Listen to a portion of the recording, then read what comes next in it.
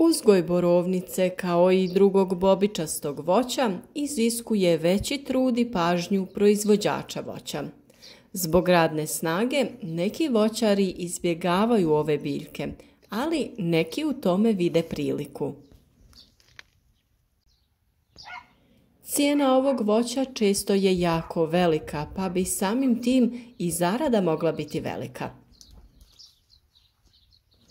Često se događa da je cijena ploda nekog voća velika, ali proizvođač ne uspijeva proizvesti velike količine.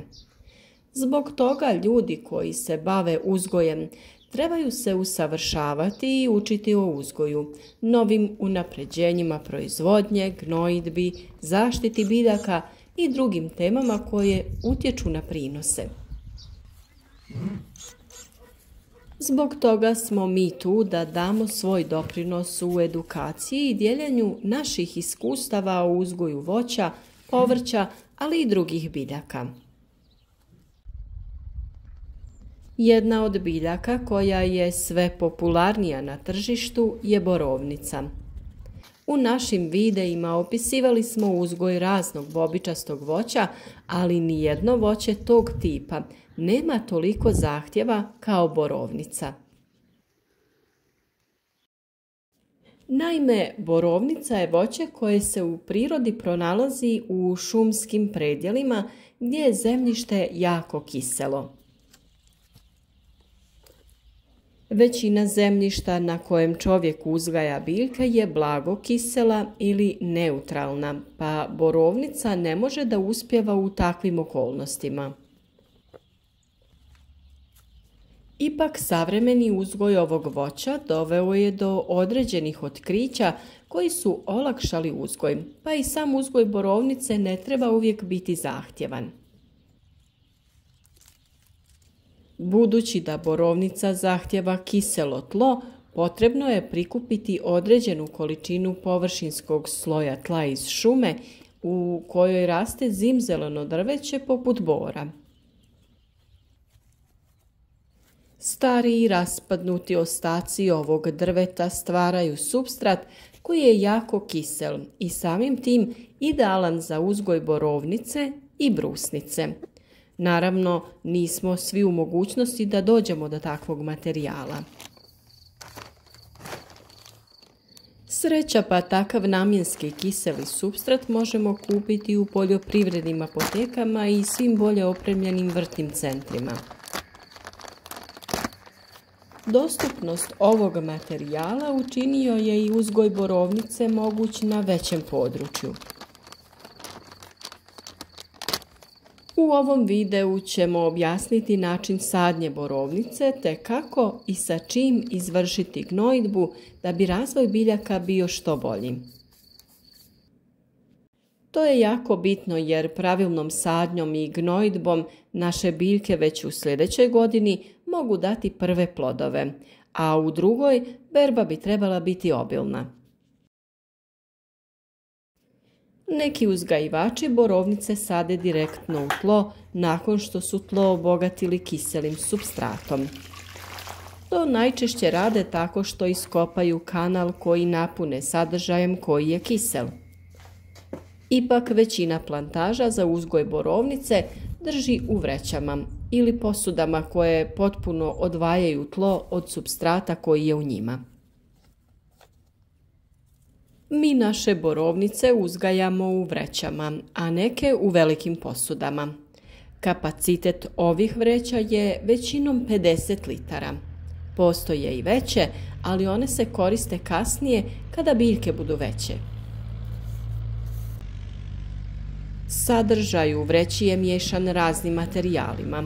Jedan od materijala jesu kokosova vlakna koja su odlična za uzgoj biljaka.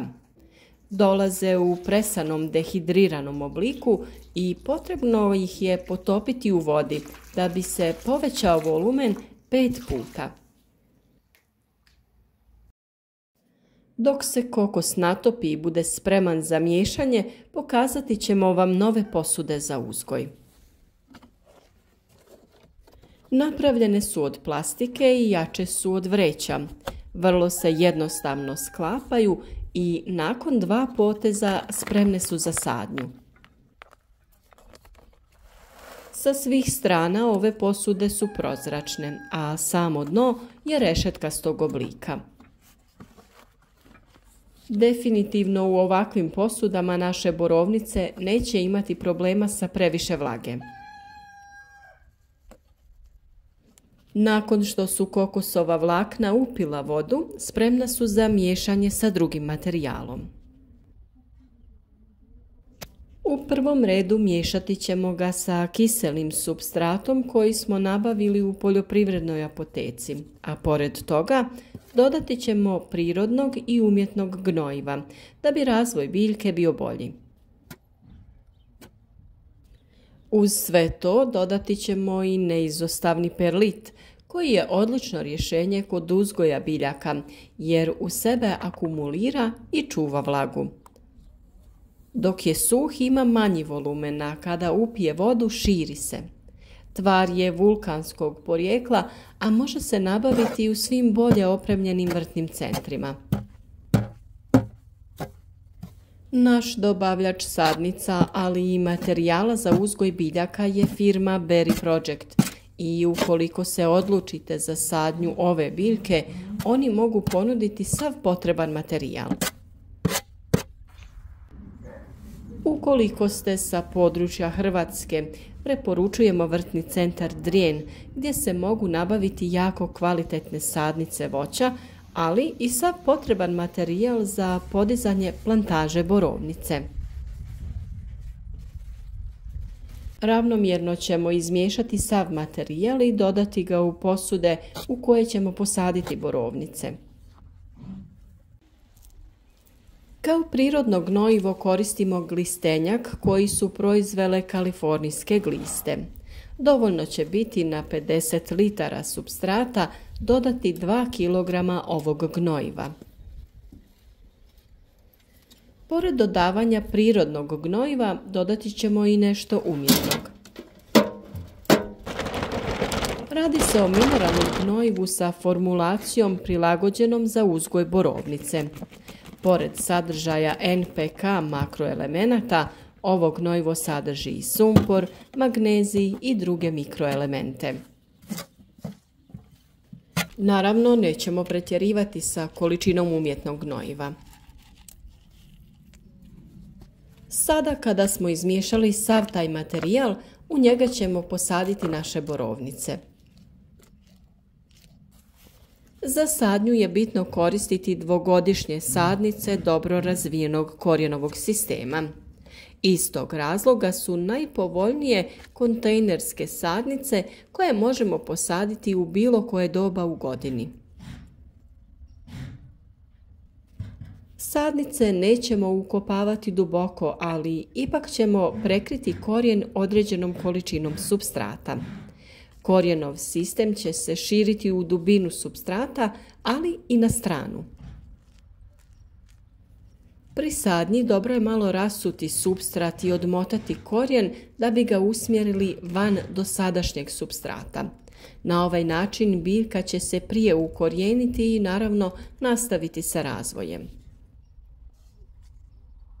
Da bi pomogli biljci u fazi ukorjenjavanja, dobro je dodati hranjivo na bazi fosfora.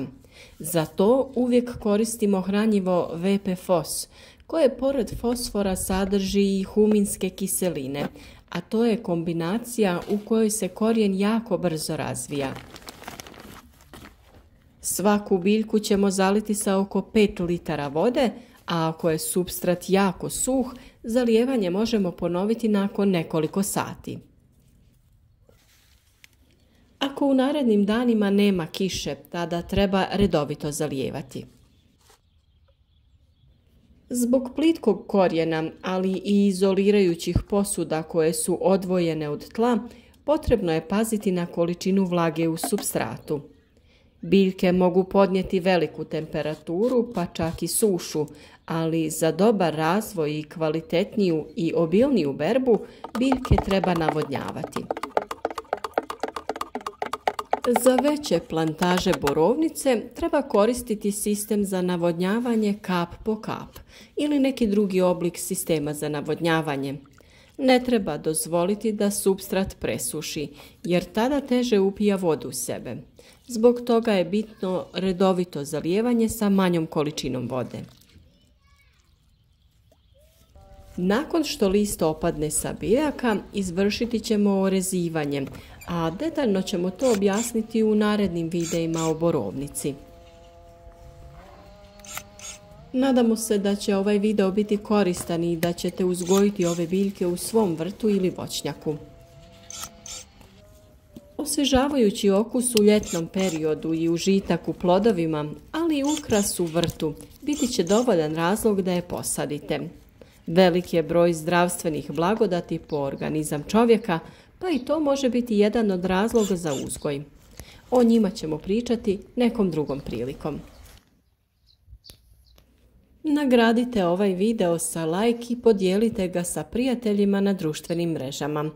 Pomozite nam u promociji uzgoja biljaka. Naučimo nešto više o biljkama kako bi obogatili svoju ishranu i vratili se u prirodu, tamo gdje i pripadamo.